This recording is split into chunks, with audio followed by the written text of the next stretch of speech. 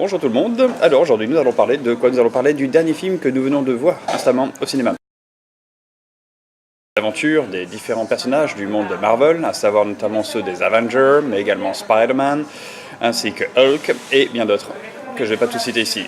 Mais il y en a beaucoup. Et justement, c'est l'intérêt aussi qui est forgé dans ce film, c'est qu'il s'agit d'une sorte de film synthèse, qui va regrouper tous ces personnages que nous avons vus lors des 10 dernières années, pratiquement, dans les productions Marvel.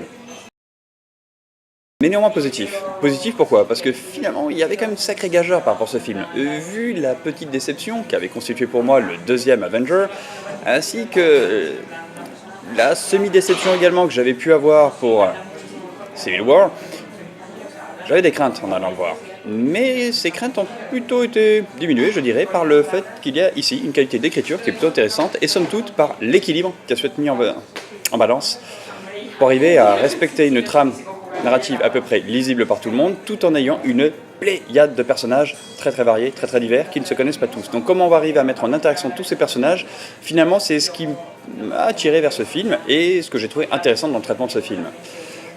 Du coup, est-ce que ça paraît réussi? Je suis pas sûr, mais est-ce qu'il est raté? Je ne pense pas non plus. Synthèse, prolifique.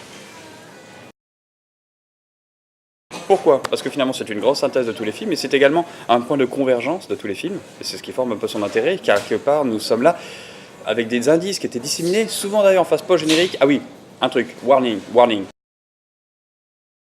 La phase post-générique. Je vois encore trop souvent dans les salles de cinéma des gens qui, dès que le film semble être terminé et commencent à voir défiler le générique, s'en vont. Et je dirais c'est dommage, parce qu'ils ratent à chaque fois des indices disséminés à travers tous les films qu'on a pu voir jusqu'ici, et qui aujourd'hui convergent pour former ce film-là. Notamment ce qui est relatif justement aux pierres d'affinité. C'est pas vraiment un spoil, vous doutez que ça va en parler, c'est dans le titre. Mais n'empêche justement que tout un tas d'indices ont été essaimés comme ça, dans différents films, et là enfin on va en trouver aujourd'hui le sens, sa signification. Pourquoi était-il là? Donc du coup ça permet de fermer un arc narratif, de le boucler, et quelque part de justifier tout ce que vous avez pu voir auparavant. Et peut-être quelque part vous aider à accepter le fait que vous avez dû en bouffer des films, et pas tous toujours excellents, on va dire, gentiment. Thanos, qu'on va un petit peu plus approfondir, parce que pour le coup c'était une forme d'inconnu qui est dans cette histoire, on l'avait très très peu vu, excepté effectivement dans The Guardian of the Galaxy, où on le voyait un petit peu, mais pour autant c'est un personnage qui est resté mystérieux, sombre et plutôt peu sympathique. Et dans ce film-là, on va apprendre à le connaître davantage, et comprendre davantage sa motivation. Bon, c'est un malthusianiste.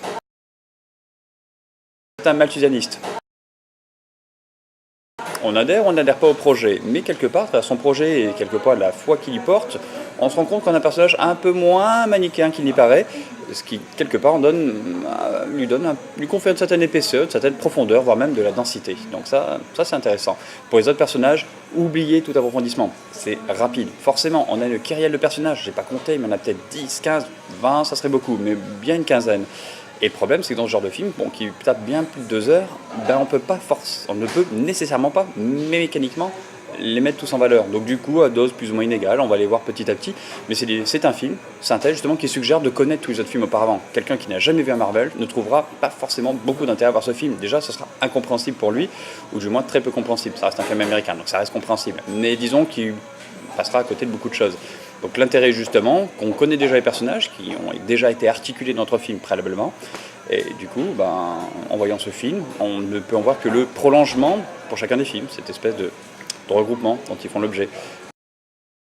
Vieillir, et du coup ça concerne une tranche assez large, on va dire de 15 à 75 ans, voire même au-delà. Je crois que Stan Lee les a largement dépassés, et je crois qu'il est plutôt fan de ces films.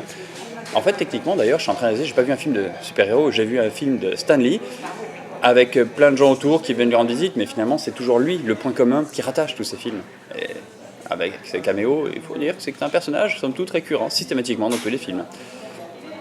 Donc voilà, donc pour tout public, âgé de 15 à 99 ans, peut-être même au-delà, si vous avez pris les bons médocs. N'allez pas au cinéma, les enfants, allez dans les jardins, jouez, il fait beau, quoi. Faut pas rester enfermé dans les salles obscures. C'est un truc pour les grands, ça vous intéressera pas de toute façon.